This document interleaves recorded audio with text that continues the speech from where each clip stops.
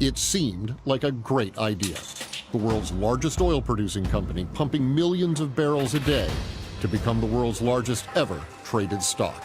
أرامكو ما في شك أنها جزء من المفاتيح الرئيسية لهذه الرؤية ولنهضة الاقتصاد ونهضة المملكة العربية السعودية. An overambitious prince eager to make his mark as a reformer wanted to partially trade Saudi Aramco for a valuation of $2 trillion. But the venture failed to get off the ground, and the prince's Vision 2030 now seems blurry. Saudi Aramco is almost like the basis of politics in Saudi Arabia. They are always intrinsically tied. Everybody in Saudi Arabia in one way or another is a beneficiary of Saudi Aramco. A strong Saudi Arabia needs a strong Aramco, and vice versa as well. The history of Saudi Aramco is the history of Saudi Arabia transforming itself from an isolated tribal society into a global presence. Get it right, you reap a windfall. Get it wrong, and the risk is huge. The whole Saudi economy was at stake. There's always a balance between how that you face the risk and to adopt with a new paradigm in the world. They run the risk of being toppled. The royal family could be running for the hills.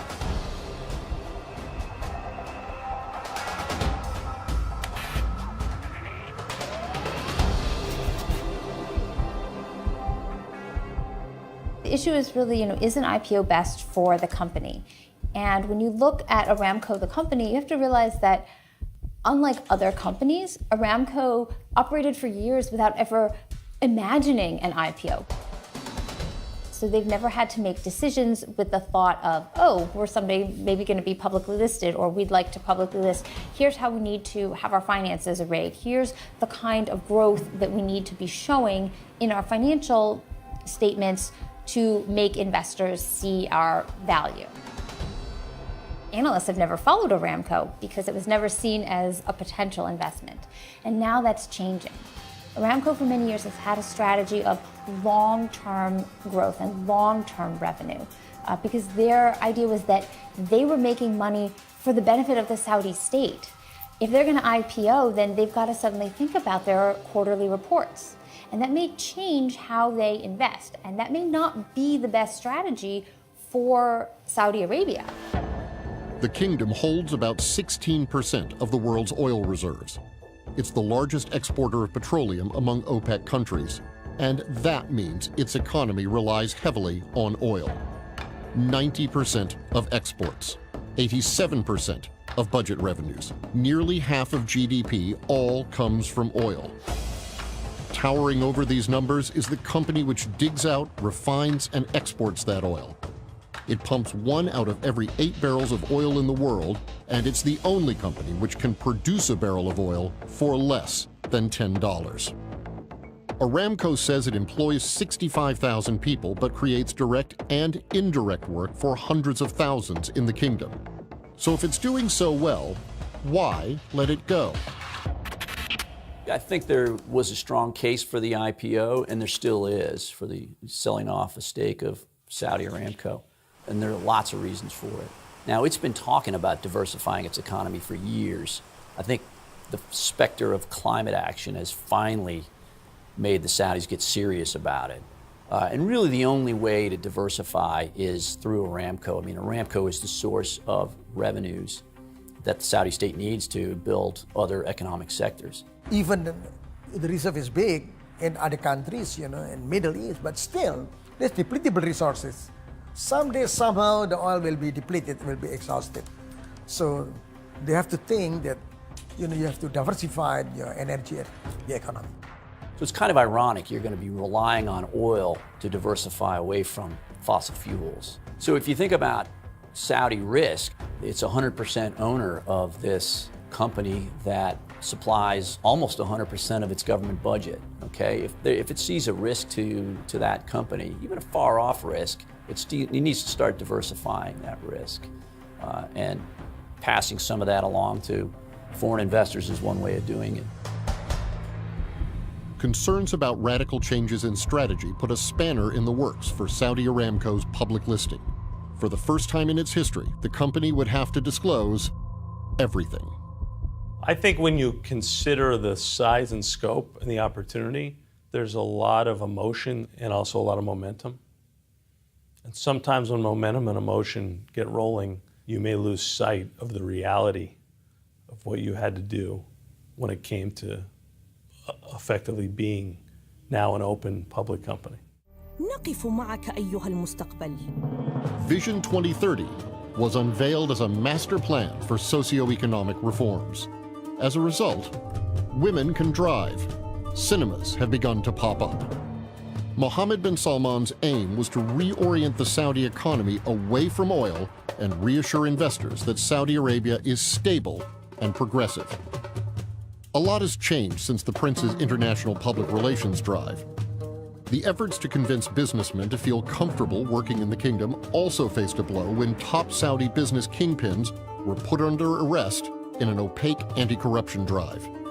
And as a cascading effect, there has been flight of capital, reduced foreign investment, increased Saudi borrowing, and a halt on Saudi Aramco's IPO. The increase in internal repression inside the kingdom, locking up of folks inside the Ritz-Carlton. A lot of those were, heads of family businesses or large companies or big conglomerates. That gives foreign investors pause. The murder of one journalist has washed away the veneer of change and quashed investor confidence. I'm not asking for democracy. I'm asking for people to be allowed to speak. I'm asking for the minimum. Can the interest of a stakeholder ever get priority over the kingdom? The privatization process would mean Saudi oil reserves will be up for scrutiny, and Aramco's finances will be in the public eye. You go from running a business where you have endless resources and no oversight to one day having to register your company with the exchange and having to disclose every single number the company's had over the last 5 to 10 years. Every piece of CapEx, every decision that's been made, every partnership, every single thing you've done is now in the public purview. Once that we move to the public control, the state companies, I think that's begun by the transparency, because the company is not only belong to the state, to the government, but belongs also to the public. If you're a private company that's run so well, it's painful because you have to answer a lot of questions. But not nearly as painful as after you take people's money. Those Saudi economists who dared to raise concerns about the prince's ambitious 2030 plans are in jail. لا يمكن أن تصل قيمة أرامكو إلى 2 أو 3 تريليون دولار إلا إذا كانت كل إيرادات النفط ستذهب لهذه الشركة. A day before the Khashoggi murder, prominent economist Issam al-Zamal was indicted on terrorism-related charges.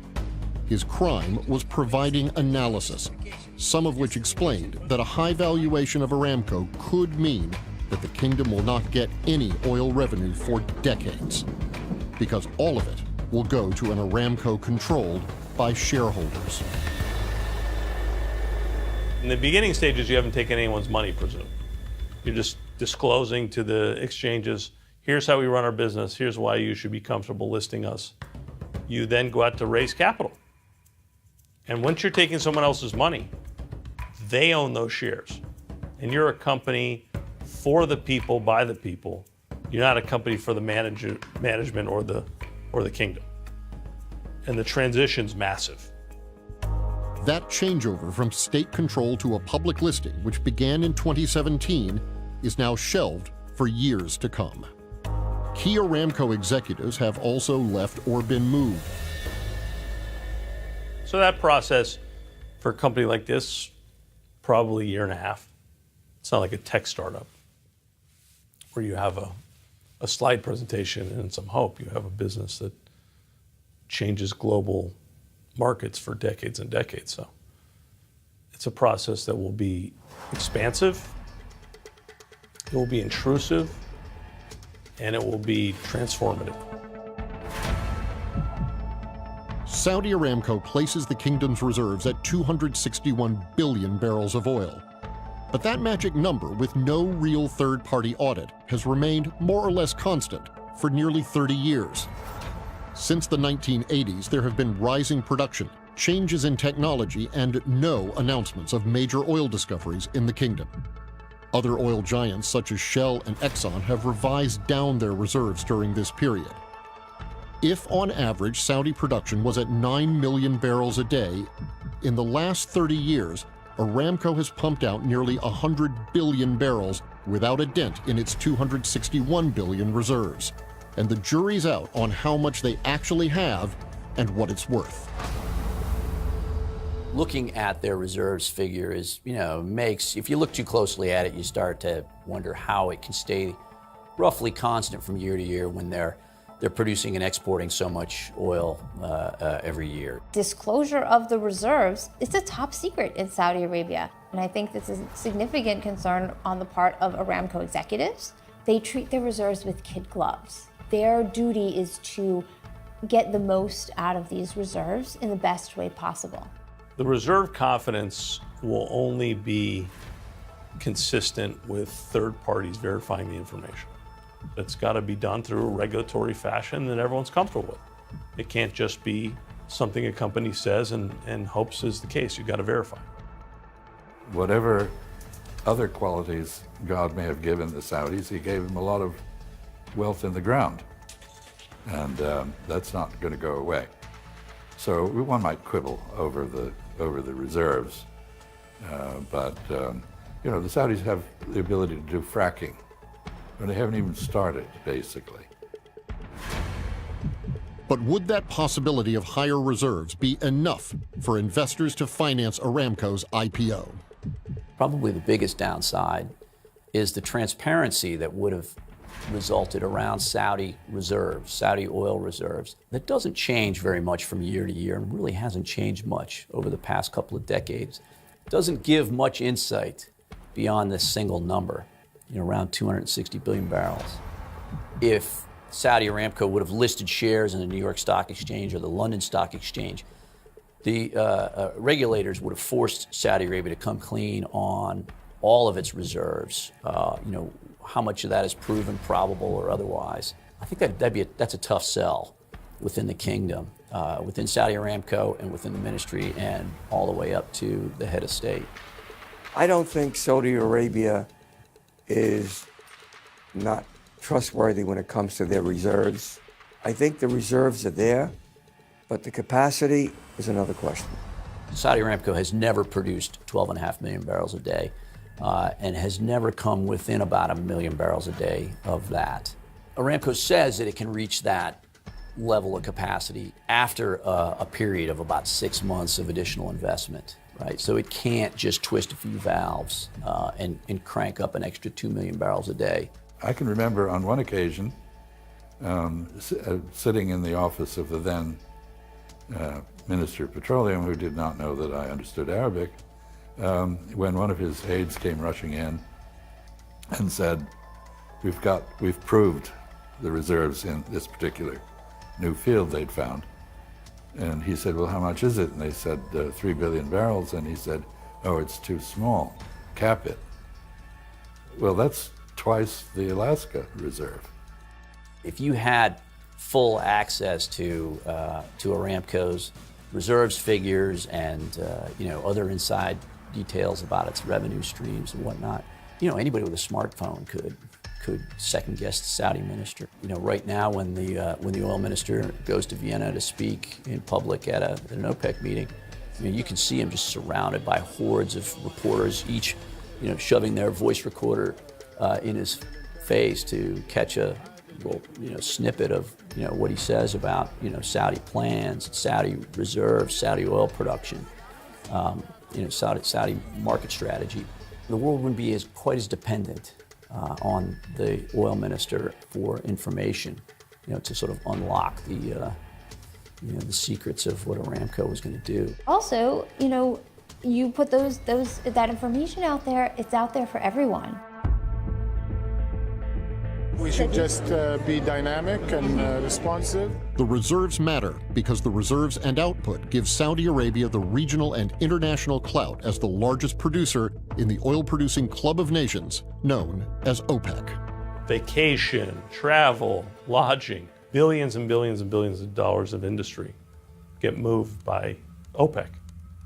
And OPEC being a Saudi-driven organization, they have to be meticulous. The company is so good at what it does that also brings its leaders a certain amount of political clout when it comes to OPEC and when it comes to other dealings with other countries. OPEC is not a cartel. We really want to stabilize the oil price. And to some extent, the unity of OPEC, I think, is still important to how then we can bring together the stabilize of the price. But it's not the price that benefit only the producer. It's the price that also benefit the producer and consumer. The history of OPEC, we're an economic organization focused on fundamentals, focused on addressing the global market's needs for reliable supplies of petroleum. Saudi Arabia is the keystone in OPEC. It is the big dog. It's the ringleader, if you will, within OPEC. OPEC members maintain a little bit here and there. None has more than 1 million barrels per day of spare oil production capacity that I know of. It maintains that kind of level of spare capacity as a policy. Saudi Arabia, Saudi Aramco typically maintain 1 million, 2 million barrels a day of oil production capacity that they don't use, okay? So no profit-oriented firm would ever do this, right? You wouldn't invest all the billions in developing oil fields and pipelines and storage facilities and production infrastructure and then just leave it dormant. Saudi Aramco has done it at the behest of the Saudi state, and it's the key aspect in the Saudi-U.S. partnership, Aramco's ability to bring more oil production online and its willingness to cut back at times when markets are oversupplied. It's kind of the crux of the U.S. and Saudi strategic partnership.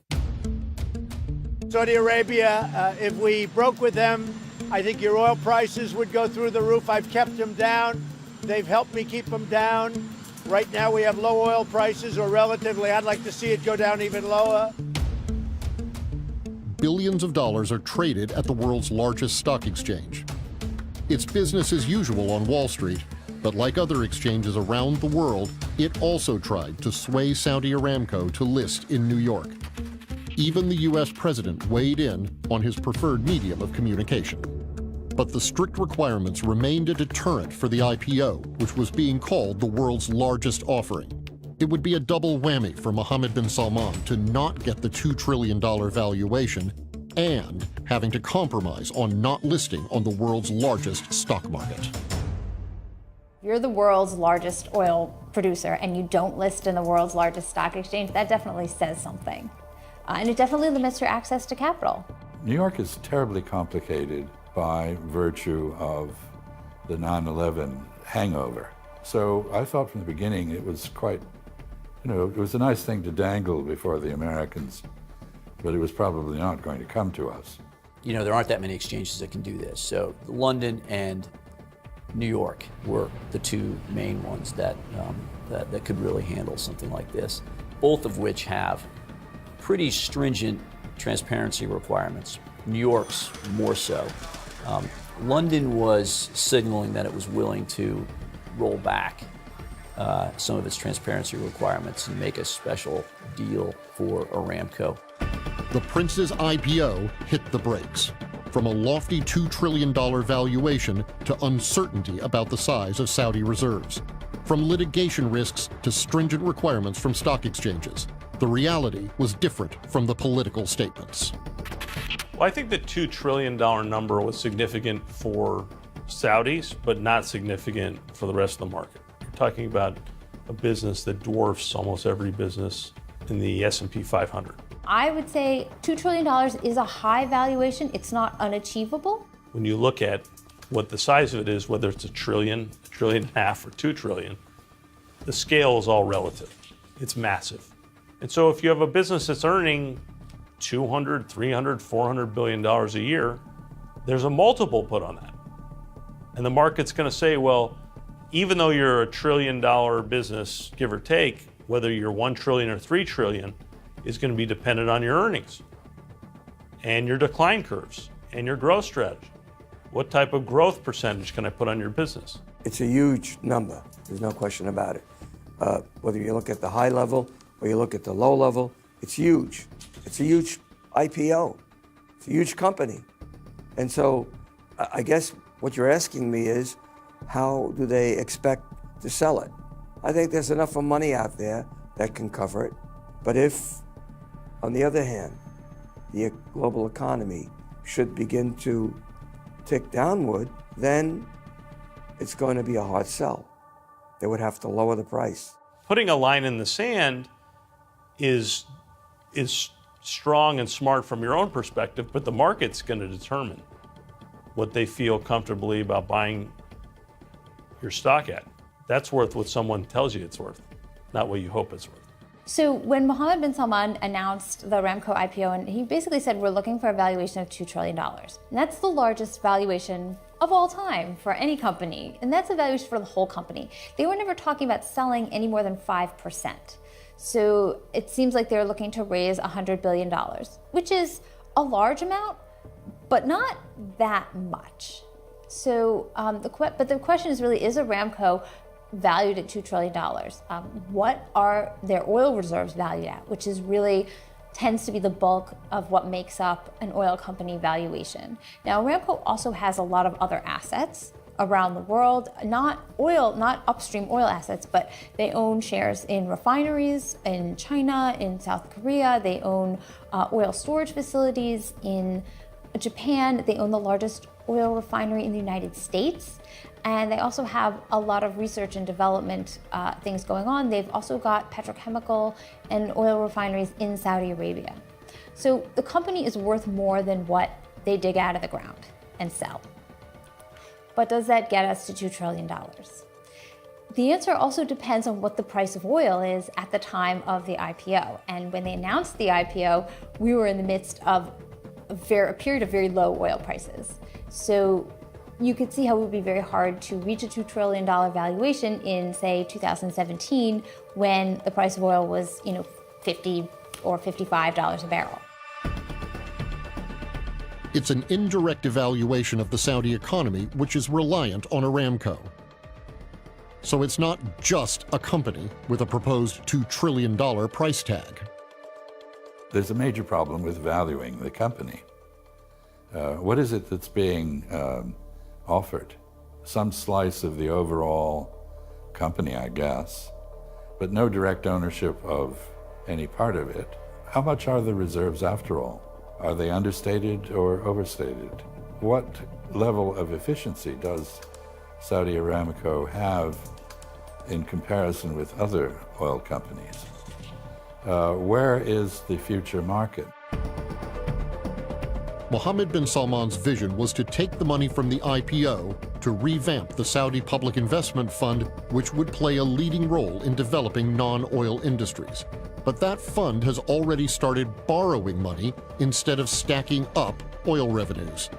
The tens of billions expected from Aramco never arrived, and global banks provided their first ever loan of $11 billion.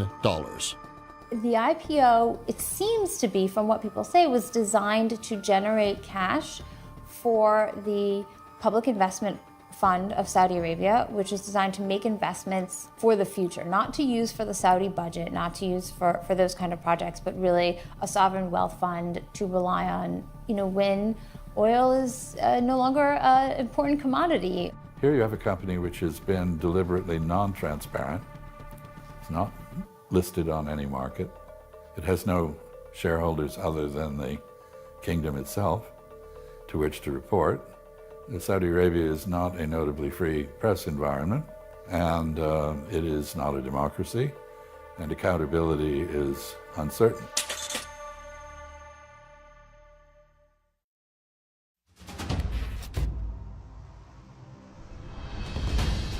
The kingdom is home to the most important religious sites for Muslims, but Saudi Arabia's real source of power is its oil wealth, and Aramco converts that black gold into dollars and riyals.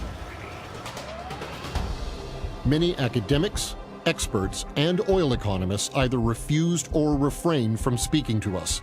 As soon as they heard it's about Aramco, the kingdom's most potent economic firepower.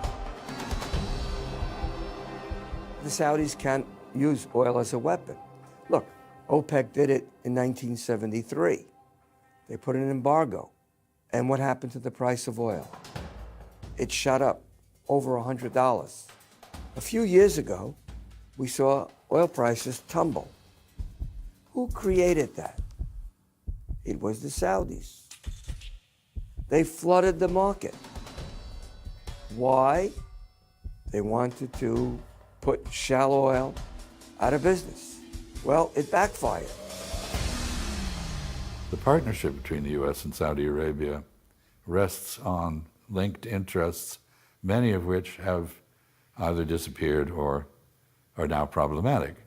The basic bargain of preferred access to energy in return for security protection. But the United States is now the swing producer internationally for oil, given fracking. And we're an energy exporter, not dependent on the Gulf. The support that the Saudis provided by making American foreign policy halal, acceptable to Muslims. Now the Muslim world is so divided and the United States is so Islamophobic that that bargain is gone. Saudi Arabia also controls a vast media empire. For decades, it spent tens of millions of dollars to lobby cultural institutions, think tanks, universities, even governments, all to improve the kingdom's image.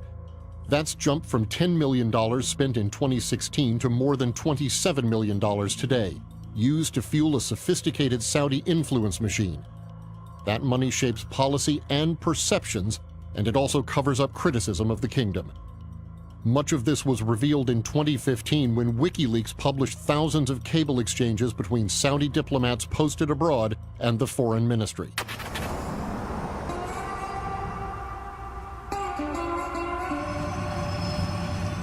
Houston, Texas is an oil town.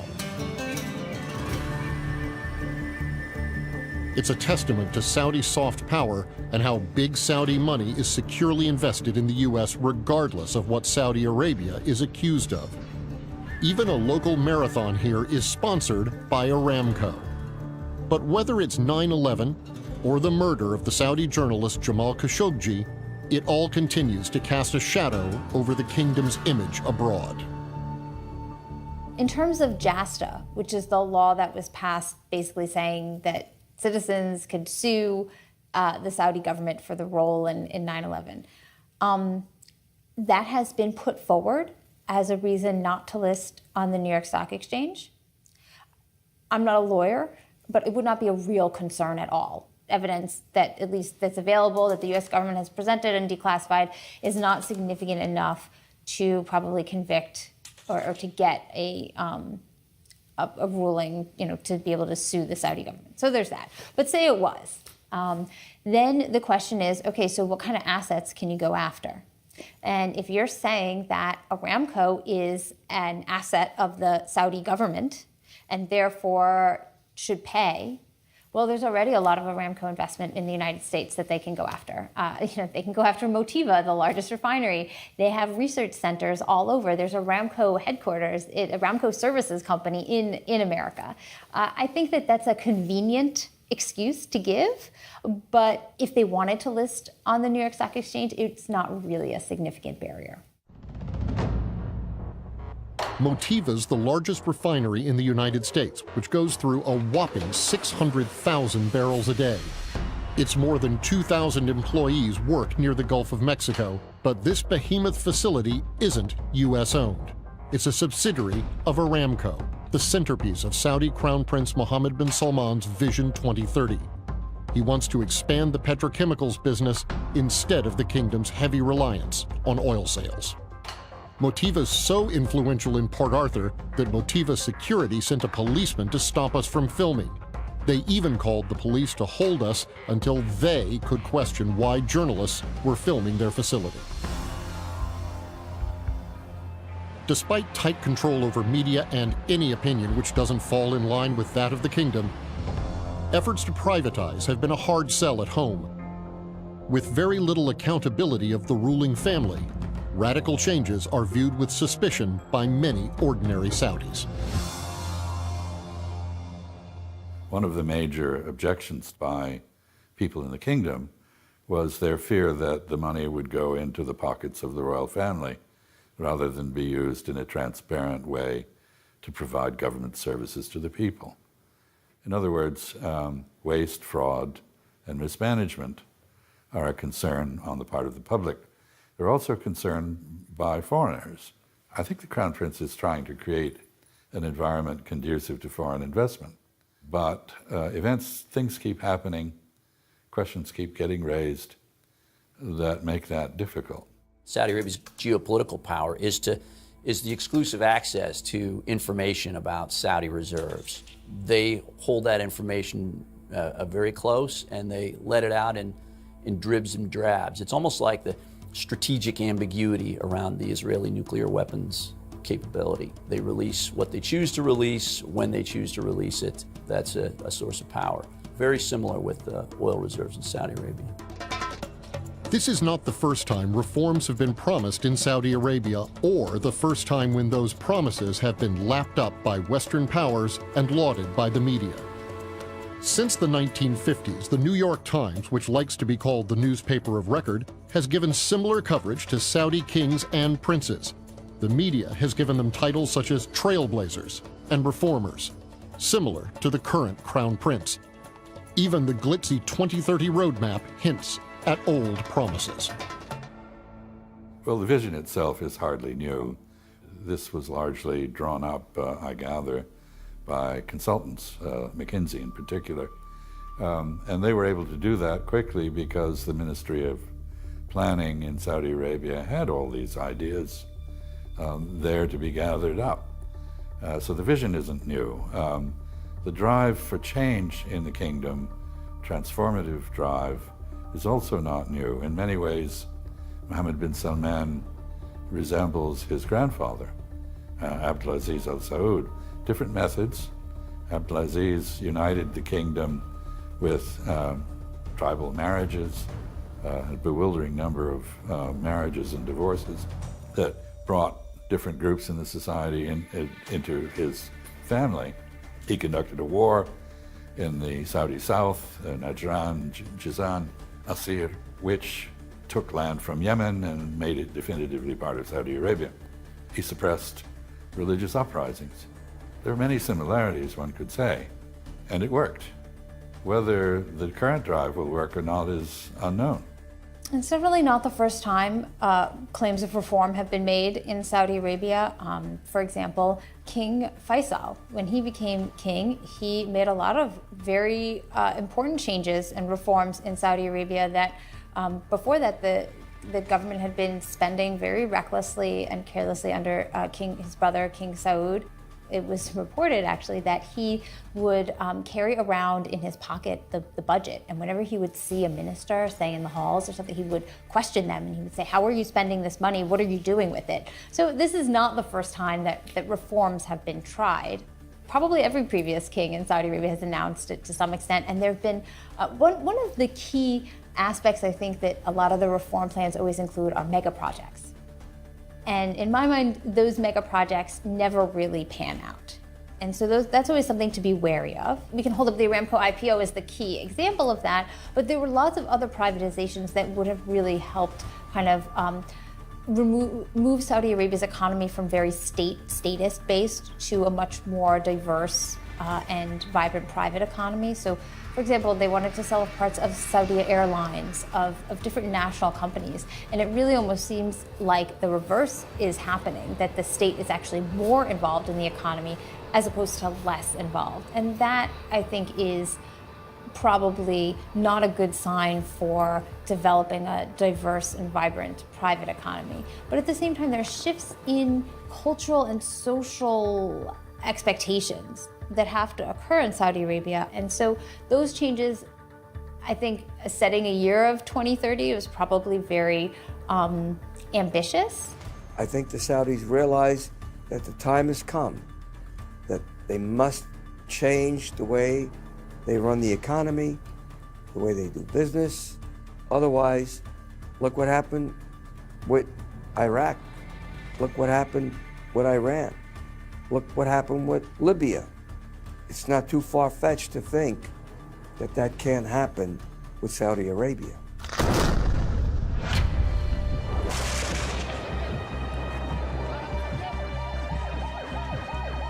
خصوص اليمن وجرائم الحرب، أولاً أي عمليات تحدث في العالم في كل التاريخ من قبل الولايات المتحدة الأمريكية أو فرنسا أو السعودية أو غيرها من العمليات، بلا شك تحدث هناك أخطاء، والأخطاء دائما تحدث. السؤال المهم، هل هذا الشيء كان متعمد أم لا؟ هل هذا الشيء كان مخطط له أم لا؟ هل هذا الشيء كان بقصد أم بغير قصد؟ هنا تكمن جريمة الحرب. The ongoing war in Yemen is not just creating global pressure, but also a strain on the Saudi economy. In addition, tens of thousands of foreign workers have been expelled from Saudi Arabia. The government's reduction in subsidies for fuel and utilities has become a burden.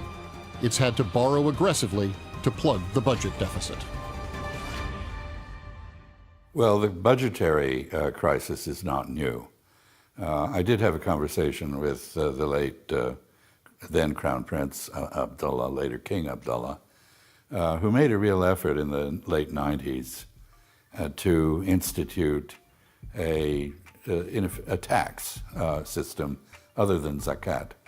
And the conversation went like this. I said to him, I think you have a problem here because, for example, in the United States, if I take a section of desert, let's say part of Nevada, and I either invest my own money or I borrow money from a bank and I build an industrial estate, a park, and a related community, and I don't ask the government for anything, the government still has to come up with all sorts of services, police, education, wastewater management, road maintenance, even if I build the roads initially, and so forth. And the same is true in Saudi Arabia, except even more so, because at that time, at least, Saudi Arabia was heavily subsidizing electricity and water and other things that people needed. So I said, the difference is that in Nevada, every cent will come back in the form of increased government revenue. So the debt will be replaced by a stream of revenue that makes the government whole and enables a higher level of service. Whereas in Saudi Arabia, not one halala comes back. Basically, you have a system, I said, in which private prosperity impoverishes the government. It's the opposite of normal economics.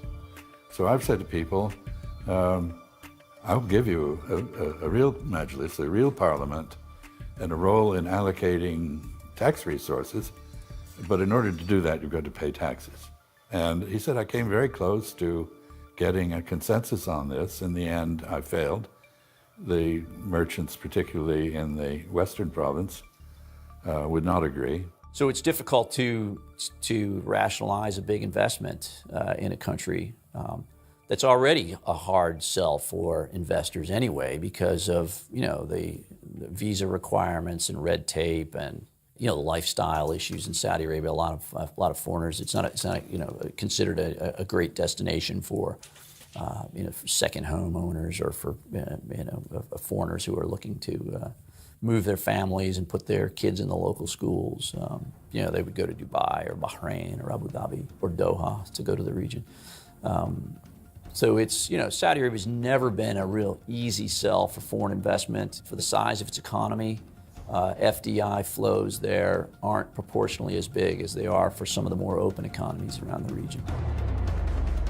Perhaps the biggest challenge to the Saudi economy comes from the wave of change in the way the country is being run. Mohammed bin Salman's pursuit of Vision 2030 has upset the traditional order. In 2015, when King Salman ascended to the throne, in short order, within a year, all power was essentially transferred into the hands of his favorite son, Mohammed bin Salman. This destroyed the consultative tradition within the royal family and more broadly in the kingdom. Here you had a young man with great ambition, drive, imagination, determined to change things, impatient, and not willing to wait for consultation. So a lot of egos have been bruised, a lot of interests have been shaken. Many people have lodged objections to this fundamental change in the constitutional order in Saudi Arabia.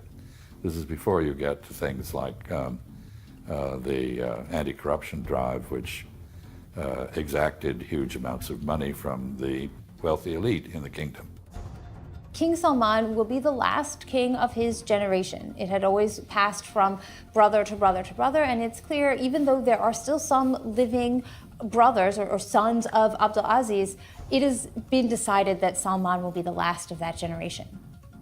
The next generation, there are a lot of princes there, and a lot of them had a great deal of control and in certain segments of the economy and of Saudi society.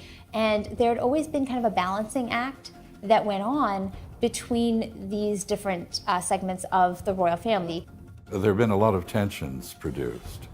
Basically, traditionally in Saudi Arabia and in Gulf Arab societies generally, the king or the emir, the leader, has the same responsibilities as the sheikh in a tribe.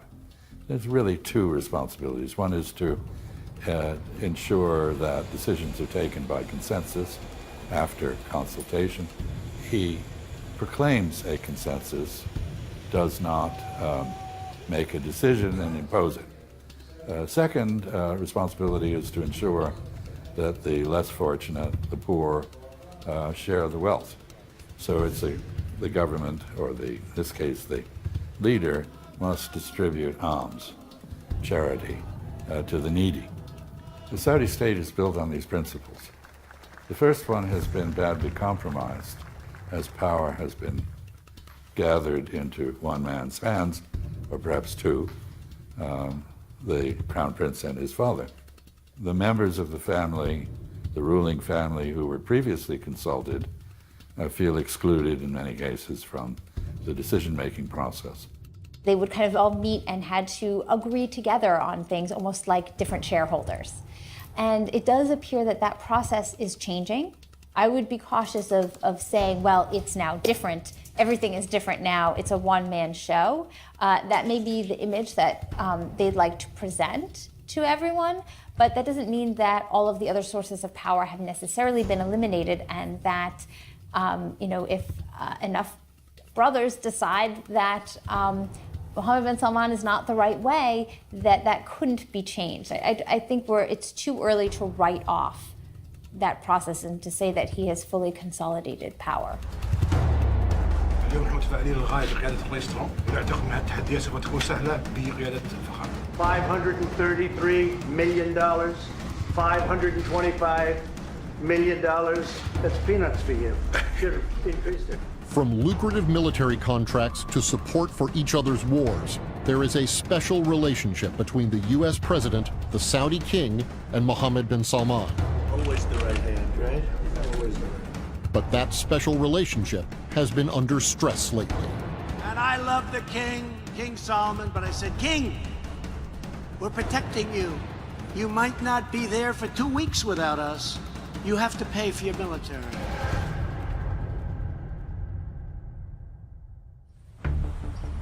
We filmed this during the period when the Saudi government was officially denying that its agents murdered journalist Jamal Khashoggi.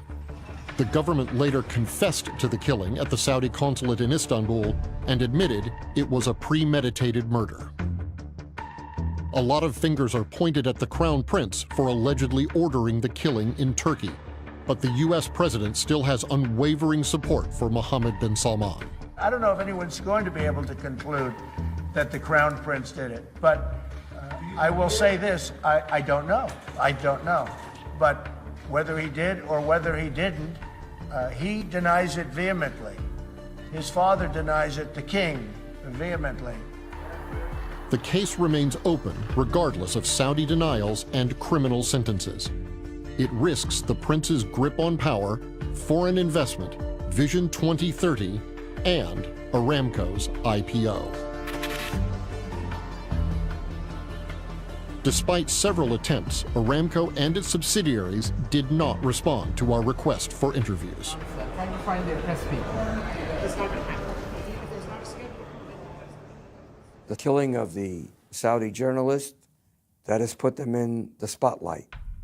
And if they come forward and tell the whole truth of what happened, then that will be a sign that they're really ready for change. If not, they may be faced with harsh economic sanctions. And if that's the case, the market seems to be saying, well, Saudi Arabia's economy is going to fall off a cliff. On the foreign policy front, the kingdom has lurched into a series of adventures, none of which have turned out well. It is stuck with a garrison, along with others from the Gulf Cooperation Council, in Bahrain, where unrest continues and shows no sign of abating.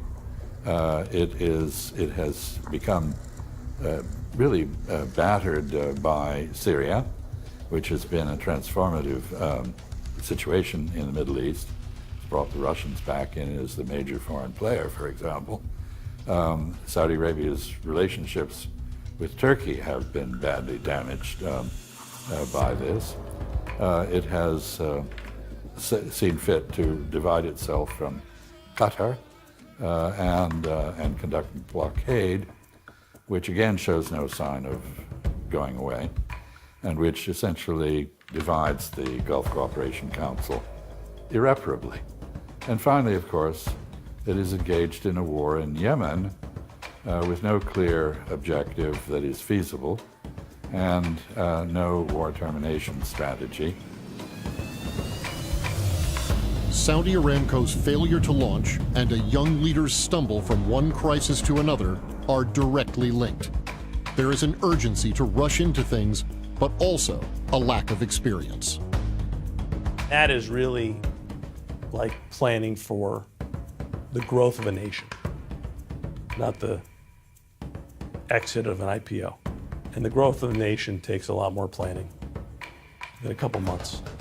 And ultimately, you see they've pulled back, I would guess because they recognize that this is a transformational moment that's going to take a lot more time and energy to get into the realm of the public markets if they ever get comfortable. They may never be comfortable with it. I know there are elements within Saudi society who don't want to see that change, and they feel that this is too much and too soon and too big. And the pushback from the government has been they need to be dragged kicking and screaming into these changes, and that's just the way it's going to be. I see that as a much bigger backlash than even the religious or conservative people, is really unemployment and Saudis not taking jobs, or they've made a big push to get rid of foreign labor in Saudi Arabia. But the problem is that if you're not replacing that with Saudi labor, then you're not going to have an economy. If people aren't taking jobs and unemployment remains high despite there being jobs, then you've got a significant problem. And I see that really as the biggest threat to the changes. They can make all the decrees they want, but if people don't work, and people aren't working and making money, and they don't see that as a valuable part of their lives, then you're not going to pacify people with movie theaters. It's ultimately a function of how fast they want to get to their end goal, which none of us know at the moment. Their industry is obviously oil, but they need to be more open. And that's the key. Saudi Arabia has to make it on its own to an extent it never did. And so far, it seems to be having difficulty. Right now, there's no substitute for oil. So oil's not going to go away in the short term. You know, the writing is on the wall, and the Saudis have read it. The Saudi crown prince is adamant that he is the harbinger of change. He may have the desire, but what he can actually achieve remains the big question. أنا أعتقد إن أوروبا الجديدة هي الشرق الأوسط. This was the media-savvy prince's first public appearance 3 weeks after the murder of Jamal Khashoggi, at an event widely referred to as Davos in the desert.